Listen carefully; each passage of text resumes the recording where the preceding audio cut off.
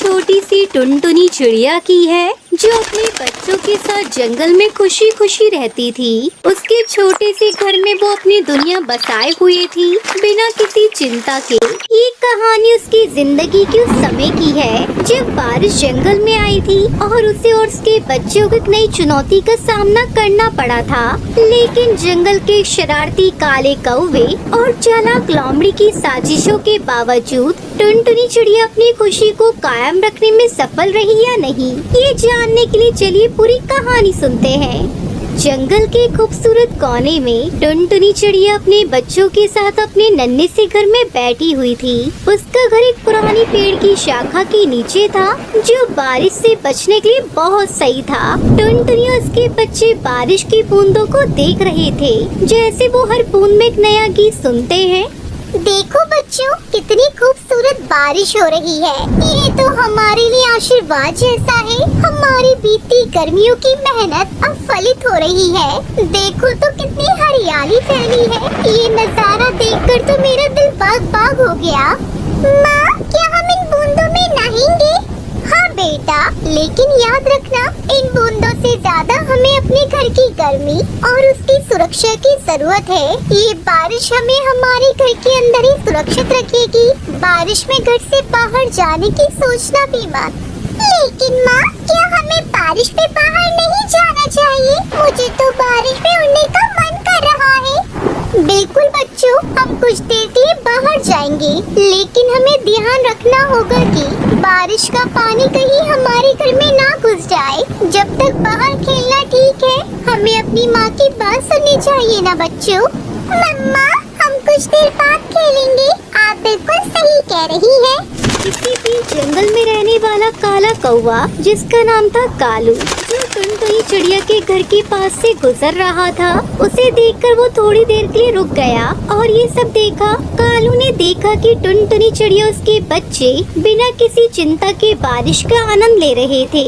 उनका घर सुरक्षित था और वो सभी खुश थे। कालू के मन में सोच आया, छोटी सी चिड़िया कैसी खुश है। ये कोई नहीं जानता कि जंगल में बारिश के बाद कितना संकट आता है। मैं इसे एक बार अपनी चाल से दिखा दूं कि खुश रहने के लिए जो वो कर रही है वह सब गलत है। कालू ने सोचा। फिर अपनी चालें चलने के लिए लोमड़ी, जो जंगल की सबसे चतुर जानवरों में से एक थी, वो उसके पास गया।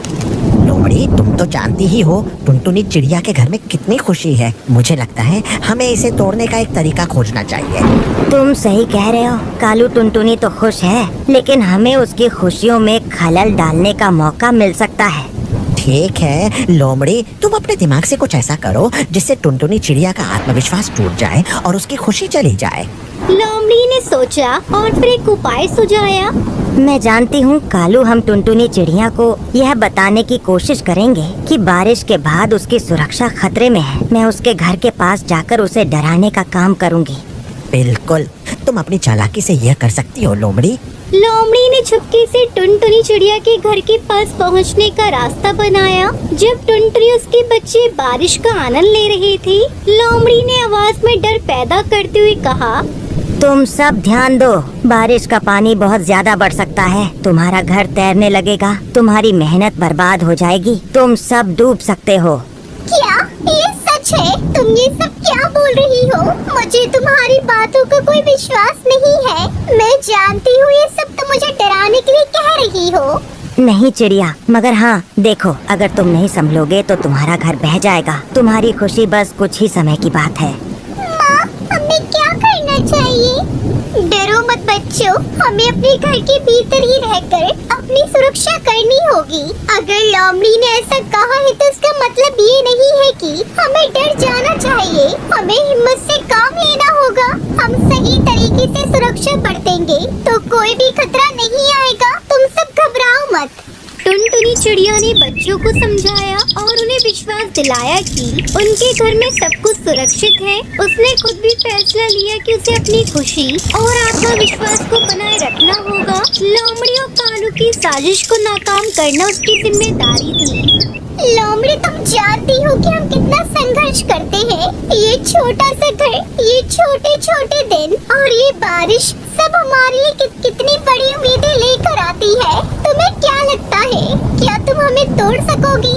नहीं लोमड़ी नहीं, हम अपने घर में आकर यहाँ तक पहुँचे हैं और हमें किसी का डर नहीं है। हमारी खुशी और हमारी उम्मीदों को कोई नहीं छीन सकता। ये घर सिर्फ दीवारों से नहीं बना है, ये हमारी मेहनत और प्यार से बना है। लोमड़ी और कालू दोनों ने देखा कि टुनटुनी चिड़िया अपनी बात पर अड़ी है। उन्हें ये समझ में आया कि टुनटुनी का आत्मविश्वास उसे तोड़ नहीं सकता। वो दोनों अपने रास्ते पर लौट गए। लेकिन ये कहानी टुनटुनी चिड़िया की दृढ़ता और आत्मविश्वास की थी।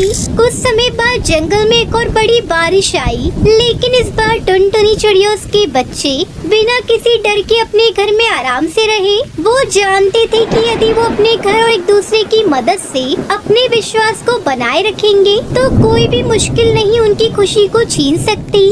कालू और लोमड़ी ने अपने खेल खत्म किए, लेकिन टुनटुनी चिड़िया हमेशा अपनी खुशी और आत्मविश्वास के साथ जंगल में रहकर एक उदाहरण बनाती रही।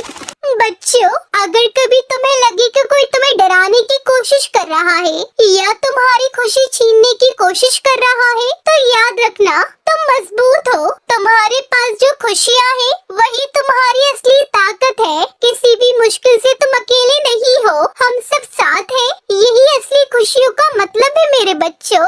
इस तरह टुनटुनी चिड़िया ने अपने बच्चों को हिम्मत और एकता का पाठ पढ़ाया